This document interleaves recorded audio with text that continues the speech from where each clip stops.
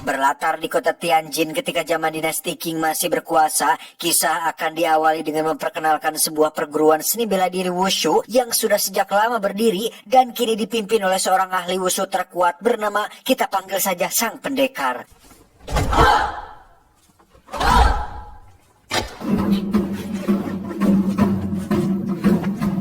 Ketika beliau sedang berlatih, di situ juga kita akan diperkenalkan dengan anak dari sang pendekar. Dia bernama Huo Yuanjia, kita panggil saja Huo. Huo kecil sudah menunjukkan ketertarikan kuat pada seni bela diri wushu saat dirinya terus memperhatikan gerakan demi gerakan yang diperagakan oleh ayahnya, yang ketika sang ayah selesai memukul batu dan masuk ke dalam rumah, Huo kecil pun menghampiri batu tersebut dan...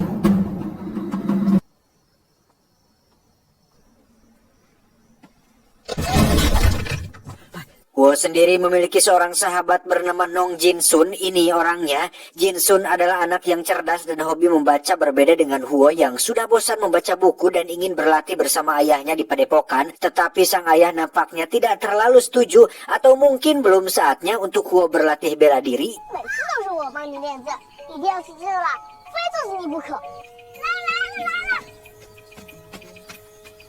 Suatu hari diadakanlah pertandingan untuk menentukan aliran wushu mana yang paling kuat di kota Tianjin, di mana Huo kecil pun diam-diam hadir di sana untuk menyaksikan ayahnya bertarung di atas panggung. Sejak awal pertandingan, ayah Huo jelas lebih kuat dari lawannya, tetapi ketika beliau akan melukai lawannya, konsentrasinya pun teralihkan ketika melihat Huo di antara para penonton, sehingga beliau pun harus kalah dalam pertandingan tersebut. Akibatnya, Huo pun diledek oleh anak dari lawan ayahnya, di mana Huo kecil yang masih punya harga diri pun nekat menantang anak tersebut untuk bertarung, yang karena tidak pernah belajar bela diri sama sekali, Huo pun harus kalah dengan wajah yang babak belur.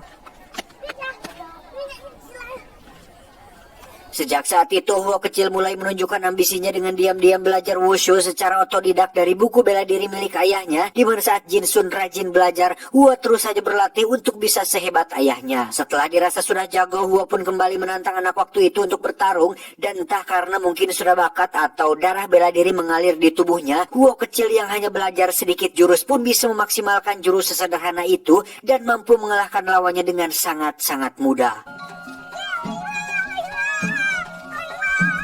Bertahun-tahun kemudian, Huo kini sudah besar dan sudah memiliki seorang putri kecil tanpa adanya sang istri karena meninggal ketika melahirkan putri kecilnya tersebut. Sang ayah yang seorang pendekar pun sudah lama meninggal, sehingga padepokan Huo kini dipimpin oleh Huo yang memiliki sifat sombong dan punya ambisi besar untuk menjadi yang paling hebat di kota Tianjin.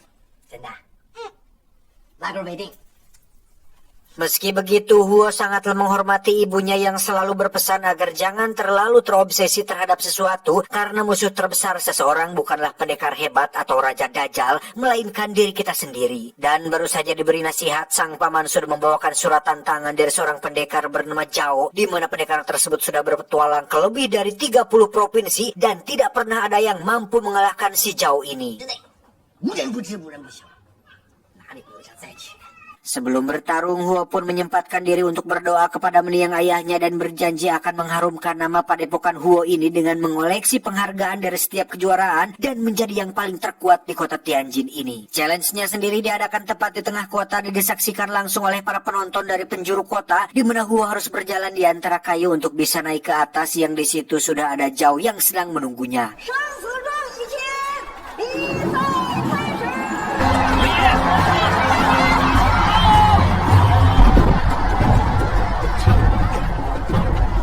Sesampainya di atas, mereka berdua langsung bertarung dengan tempo yang cukup cepat, di mana si Zhao ini ternyata memiliki kelebihan, yakni kekuatan tubuh dan kaki yang cukup kuat dan agak kebal terhadap serangan fisik biasa, di mana Huo sempat dibuat hampir terjatuh dan kewalahan dengan setiap serangan yang diberikannya.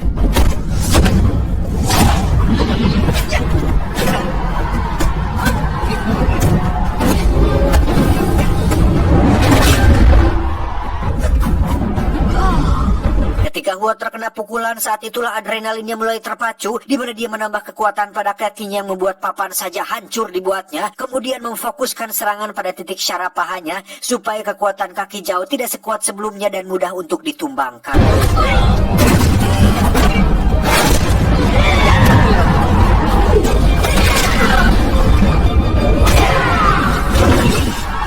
Tak ingin kalah, Zhao mengeluarkan jurus alternatifnya yakni cakaran maung si malakama. Baju Huo pun sobek-sobek seperti sehabis dikoet ucing galak, yang mana dengan kemampuan alaminya, Huo bisa dengan mudah mempatahkan jari-jarinya hanya dengan sekali pukul yang membuat Zhao tidak walakaya.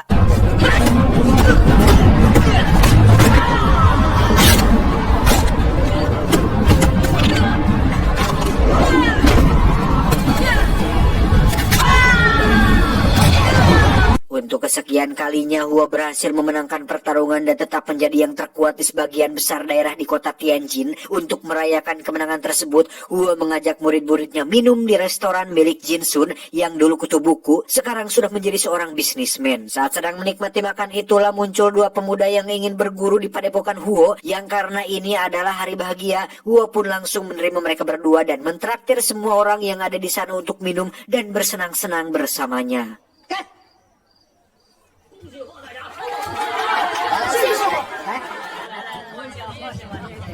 Ambisi, kesombongan, ketenaran, dan hasrat ingin dihormati jelas sudah menguasai jiwa Huo, sehingga dia melupakan seseorang yang sangat berharga di rumahnya, yaitu putri kecilnya yang setiap malam selalu menunggu untuk makan malam bersama ayah tercintanya. Sejak malam itu, ambisi Huo untuk menjadi Duan yang tak terkalahkan di setiap multiverse pun semakin hari semakin menjadi, di mana dia menerima setiap tantangan dari berbagai jenis bela diri yang tak satupun dari mereka mampu mengalahkannya.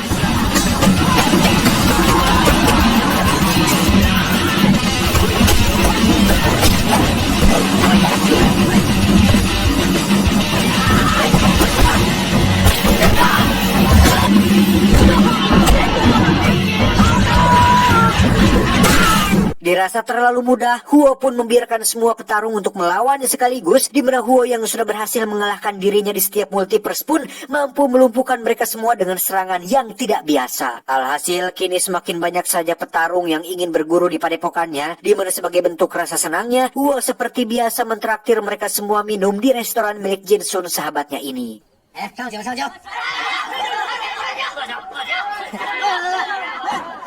Di situ ada satu pengunjung yang merupakan anak angkat dari seorang pendekar bernama Guru Qin, di mana pemuda tersebut nekat berbisik di telinga Huo dengan mengatakan bahwa kau masih belum menjadi yang terkuat sebelum kau mengalahkan ayah angkatku, Guru Qin. Suatu hari Huo diberi nasihat oleh Jinsun untuk berhenti sejenak dari semua pertarungan dan ambisinya, di mana dia merasa bahwa semua orang hanya ingin memanfaatkannya. Semua muridnya tidak benar-benar ingin berlatih bela diri, melainkan hanya ingin minum dan makan gratis di restorannya.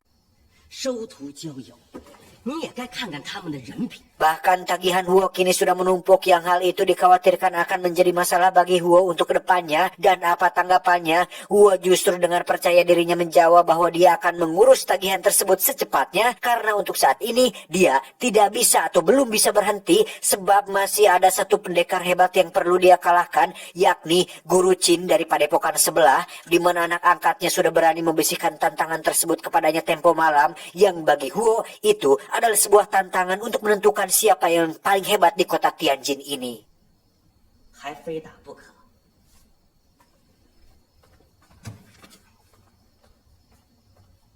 Suatu hari ketika Huo dan muridnya sedang berkeliling, secara kebetulan muncul Guru Qin dan para muridnya yang kebetulan sedang berkeliling juga. Sempat terjadi sedikit ketegangan di antara mereka berdua, pertanda kedua padepokan ini saling bersaing satu sama lain. Namun permusuhan di sini masih dalam batas wajar dan bisa dikatakan sportif untuk keduanya. Hati yang panas serta jiwa yang ngagolak yang sudah dikuasai iri, dengki, dan kesombongan membuat Huo merasa jika para muridnya terlalu leha-leha dan pelayak-peleye dalam berlatih, sehingga Huo yang sedang dirundung kekesalan pun tak terpuaskan pun melampiaskan emosinya dengan menghajar satu persatu anak didiknya dan mencontohkan sebuah pukulan yang mampu merontokkan satu batang kayu hingga membuat mereka semua ketakutan. Malamnya Huo pun dikejutkan dengan kemunculan para murid yang sedang membawa satu temannya yang sudah terluka parah babak belur, di mana murid tersebut mengaku jika dirinya baru saja dihajar oleh Guru Qin dan para muridnya, sehingga hal itu menimbulkan emosi Huo semakin membludak dan memutuskan untuk balas dendam atas perbuatan Guru Qin kepada muridnya tersebut. Berlokasi di restoran Jinsun tepat saat Guru Chin sedang merayakan ulang tahun, sang anak angkat meminta secara baik-baik agar Huo tidak membuat keributan di hari bahagia ini. Begitu pula Jinsun yang meminta dengan sangat supaya Huo segera keluar karena di sana sedang ada banyak sekali tamu terhormat yang sangat tidak etis jika Huo membuat keributan malam ini. 身为不管你发生什么事儿，我不允许你在人家做寿的时候胡闹。 Akibat Homer yang sudah ditenggaknya membuat Huo tidak bisa dihentikan bahkan oleh sahabat dekatnya sendiri, di mana semua orang pun ketakutan dan keluar dari restoran menyisakan Huo dan Guru Chin saja. Pertarungan hidup dan mati pun berlangsung sengit di antara keduanya, di mana Huo memang tidak berniat untuk bertarung melainkan untuk membunuh, sehingga setiap serangan yang diberikan benar-benar mematikan dan tak ada ampun untuk lawannya Guru Chin ini.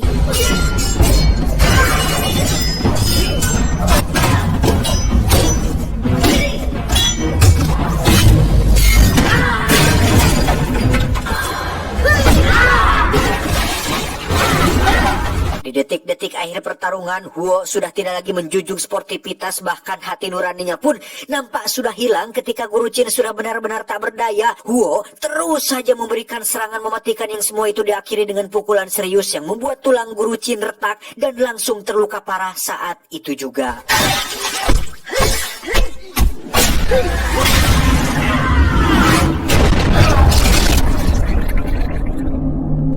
Selesai pertarungan, para muridnya yang tidak tahu diri pun segera merayakan kemenangan dengan mengajak Huo minum-minum. Sementara untuk Guru Chin, dia sempat dilarikan ke rumah sakit tetapi nyawanya tidak tertolong dan meninggal 2 jam setelah pertarungan tersebut.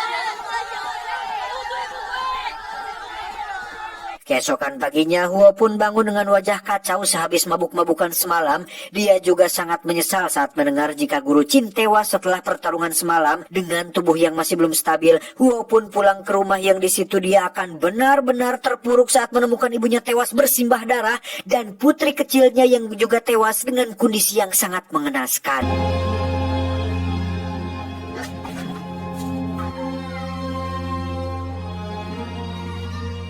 Huo pun mendatangi kediaman Guru Chin yang di situ sudah ada anak angkatnya yang mengaku bahwa dialah pelaku yang telah membunuh ibu dan anaknya sebagai bentuk balas dendam atas kematian Guru Chin alias ayah angkatnya. Tanpa sepatah kata keluar dari mulutnya, Huo langsung menebas leher pemuda tersebut hingga tewas dan membiarkan anak dan istri Guru Chin tetap hidup sebagai bukti bahwa masih ada sedikit rasa peduli dan hati nurani dalam diri si Huo ini. Tak lama muncullah para murid membawa temannya yang terluka kemarin malam, di mana murid tersebut akhirnya jujur bahwa alasan kenapa Guru Chin dan pengikutnya atau muridnya menghajar dia adalah karena dirinya sudah minum terlalu banyak dan menghina istri Guru Chin, sehingga masuk akal jika Guru Chin dan pengikutnya menghajar dia sampai babak belur. Si Anda tolol.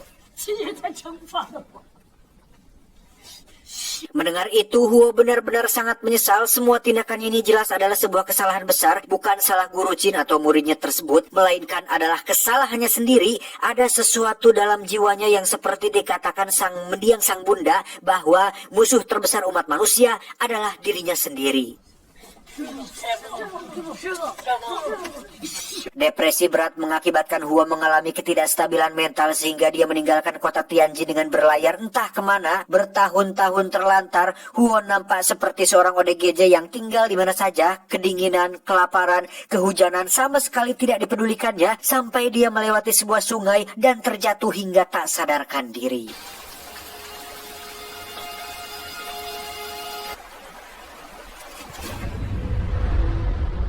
Huo pun diselamatkan oleh warga desa yang penduduknya berprofesi sebagai petani dan peternak, di mana mereka semua merawat Huo dengan baik. Bahkan ada satu wanita, seorang wanita yang tunanetra bernama Moon. Ini wajahnya pun nampak sangat peduli kepada Huo dengan memberikannya makanan dan membersihkan tubuhnya hingga kembali ke penampilan Huo seperti sebelumnya.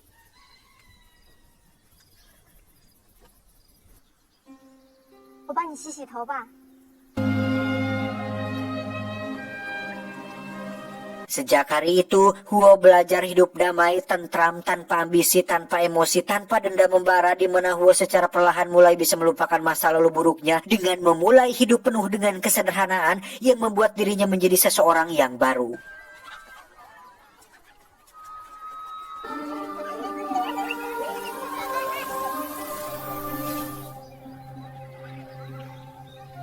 是啊，孩子，没有什么过不去的事儿。是。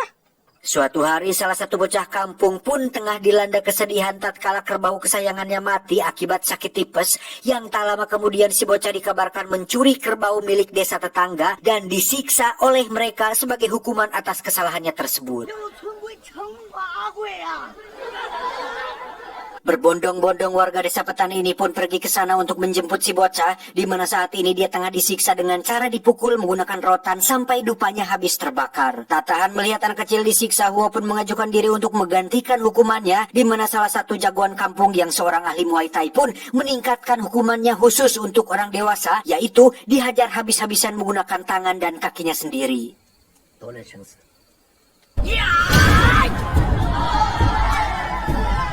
Pukulan demi tendangan diterima oleh Huo tanpa perlawanan sedikit pun, di mana rasa sakit tersebut diterimanya dengan lapang dada, hitung-hitung sebagai penembus dosa atas segala kesalahan yang telah diperbuatnya masa lalu. Ketika siksaan yang dilakukan Tony Jakawe sudah keterlaluan, saat itulah Huo bertindak dengan melakukan pertahanan, memang tidak melawan, tetapi gerakannya jelas membuat si Tony Jakawe ini semakin geram hingga membuat dia kewalahan sendiri dibuatnya.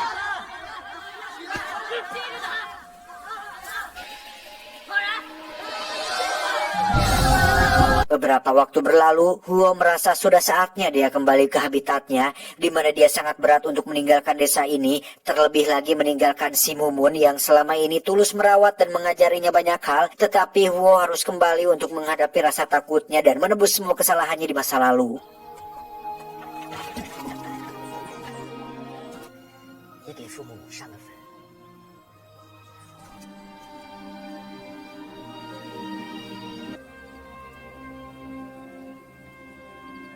Kepulangan Huo ke Tianjin terjadi bersamaan dengan berakhirnya masa dinasti Qing, di mana saat itu berbagai negara menginvasi Cina dan kota Tianjin menjadi salah satu daerah jajahannya. Setibanya di sana, Huo langsung pergi ke rumah lamanya yang kini kondisinya sudah bulukan, tidak terurus. Di situ ada sang paman yang selalu setia menjaga rumah itu sejak Huo kecil. Dia juga mengungkapkan bahwa beberapa kali rumah ini akan disita, tetapi Jin Sun sahabatnya selalu menolong dengan berbagai bantuan yang dia berikan kepada sang paman. 该是龙敬孙龙少爷吧？不再需要他们了。 Huo pun pergi ke restoran Jinsun untuk berterima kasih, namun seorang karyawan mengatakan bahwa saat ini dia sedang sibuk, yang padahal Jinsun menolak untuk menemuinya karena masih kecewa dengan apa yang dilakukan Huo terakhir kali mereka bertemu. Huo lantas pergi menemui mendiang istri Guru Qin dengan maksud ingin melakukan penghormatan terakhir. Huo benar-benar sangat menyesal dengan apa yang telah diperbuatnya di masa lalu. Huo juga sempat bertemu dengan kedua murid setianya yang saat ini terpaksa mencari nafkah dengan menjadi seorang staf keamanan di sebuah tempat hiburan, di mana mereka berdua masih sangat menghormati Huo sebagai guru mereka di masa lalu. Jauh juga Huo kunjungi untuk meminta maaf atas pertarungan waktu itu, di mana Huo yang sekarang sudah menjadi sosok baru pun dengan baik hati memberikan buku rahasia jurus-jurus wushu Huo yang selama ini sangat diinginkan oleh si Zhao tersebut. Tempat terakhir yang Huo kunjungi adalah makam kedua orang tuanya, di mana dia akhirnya sadar alasan kenapa sang ayah menahan pukulannya ketika bertarung di adegan awal tadi bukan karena melihat Huo kecil yang menonton atau kehilangan konsentrasi, tetapi sang ayah sengaja melakukan hal tersebut karena tidak ingin melukai lawannya dan menjunjung tinggi sportivitas dalam setiap pertandingannya. Saat itulah Huo membaca sebuah berita di koran tentang seorang petarung Amerika bernama Hercules O'Brien yang telah bertarung sebanyak 34 kali tanpa kalah, membuat 25 diantaranya terluka parah dan menghina Cina dengan sebutan orang Asia pesakitan. Tak terima negaranya dihina, Huo kembali menemui Jinsun untuk meminjam uang supaya bisa mendaftar melawan si Hercules, di mana Jinsun akhirnya memaafkan semua kesalahan Huo dan bersedia untuk membiayai semuanya asalkan Huo bisa mengalahkan si Hercules O'Brien tersebut. Tibalah hari pertandingan, sosok O'Brien ini secara fisik memang 5 kali lipat lebih besar dari Huo, entah titiknya, tetapi secara teknik Huo jelas lebih unggul dibandingkan tubuh besar yang dimiliki oleh si O'Brien ini.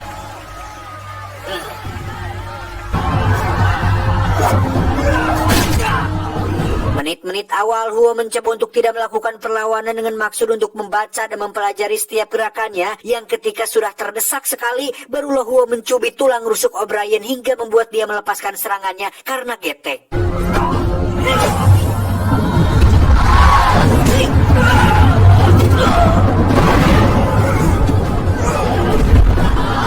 Selanjutnya, Huo bisa dengan mudah menumbangkan raksasa ini beberapa kali, bahkan sampai membuat kayu penahan di samping ring copot dan pakunya menonjol keluar. Tak ingin menyerah begitu saja, O'Brien semakin beringas dalam setiap serangannya, yang ketika Huo sedang terkapar di bawah, O'Brien pun naik ke atas ring untuk melakukan smackdown, tapi tiba-tiba... Ya, jika Huo mau, O'Brien bisa saja langsung cedera parah saat itu juga, sehingga ketika dirinya merasa pertandingan sudah usai, Huo pun memberikan hormat dan bermaksud untuk turun ring, tapi tiba-tiba lagi...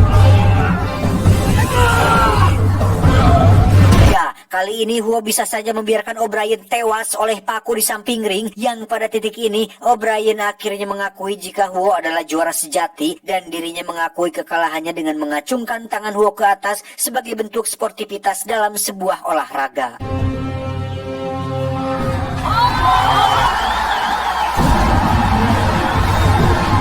Setelah pertandingan, Huo pun berbicara dengan Jinsun tentang mau dibawa kemanakah wushu selanjutnya, di mana mereka berdua memiliki sebuah ide untuk menjadikan wushu bagian dari cabang olahraga yang berdasarkan pengalaman dan perjalanan panjangnya. Huo ingin mengenalkan wushu bukan hanya sekedar untuk berkelahi atau bertempur, melainkan adalah sebuah cara untuk mengolah tubuh, pikiran, dan jiwa seseorang.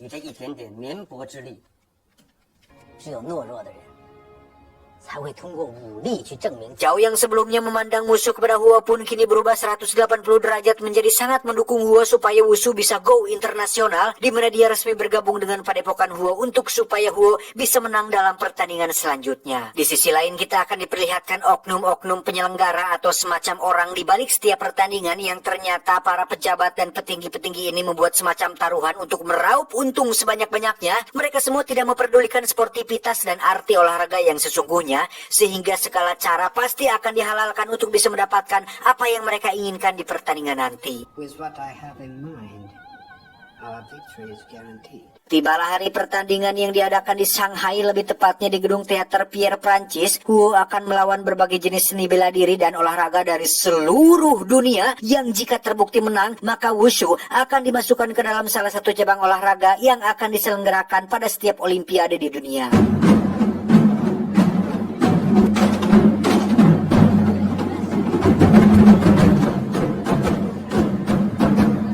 Ronde pertama, Huo harus melawan seorang petinju dari Inggris, di mana Huo bisa dengan mudah mengalahkannya tanpa merasakan kesulitan sedikit pun. Di ronde-ronde selanjutnya, wushu Huo juga akan diuji dengan bertarung melawan seorang pelatih berkuda dari Belgia. Juga ada seorang juara anggar dari Eropa, yang mereka semua dapat dikalahkan dengan mudah oleh Huo yang seorang diri ini.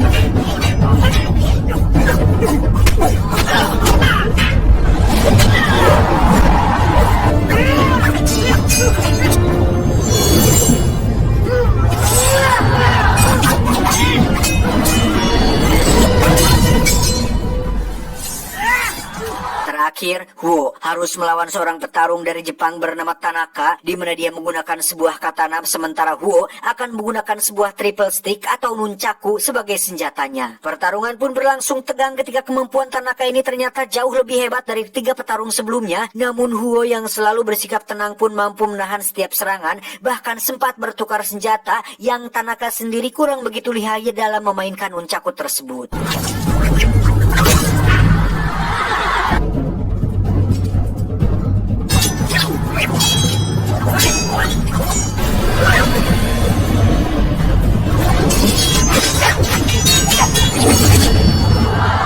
Setelah babak pertama selesai, kedua petarung ini pun diizinkan untuk istirahat terlebih dahulu, di mana Huo menyempatkan untuk minum air enteh sebagai bentuk upaya untuk mengganti ionnya yang hilang barusan. Babak kedua, pertarungan akan dilanjutkan dengan tangan kosong, yang secara tak terduga Huo tiba-tiba merasakan ada yang aneh dalam tubuhnya, entah apa itu, tetapi dia mulai batuk-batuk dan penglihatannya mulai kabur, hingga akhirnya batuk darah hitam yang membuat Tanaka meminta wasit untuk rehat terlebih dahulu.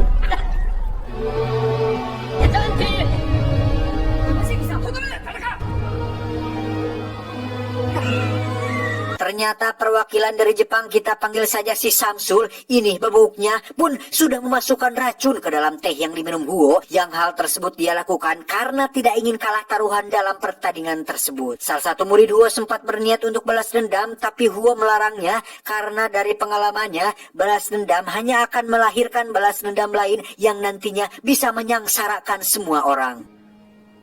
不想看到这回。要不然我到金森地，I must win this fight. I must win this fight. Dengan tekad ingin memperkenalkan Wushu kepada dunia, Huo yang kondisinya sedang sekarat pun nekat melanjutkan pertarungan, di mana Tanaka yang seorang petarung sportif pun sempat menolak untuk melakukannya, tetapi Huo berhasil meyakinkan bahwa seorang petarung sejati akan tetap menyelesaikan apa yang sudah mereka mulai.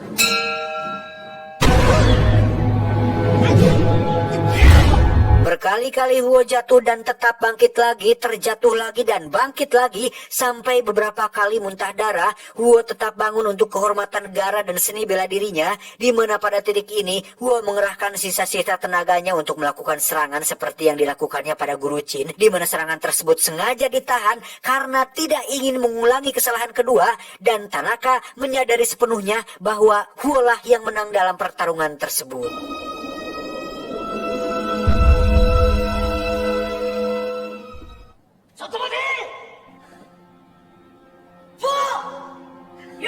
Samsul yang tidak ingin kalah dalam pertarungan pun terus mempertanyakan kenapa Tanaka melakukan hal itu, di mana Tanaka akhirnya menyadari jika Samsul adalah aib bagi negara Jepang. Sementara untuk Huo, beliau akhirnya tutup usia pada umur 42 tahun dan menjadi inspirasi bagi para ahli bela diri wushu di seluruh dunia. Tamat, ending yang cukup menjetlikan.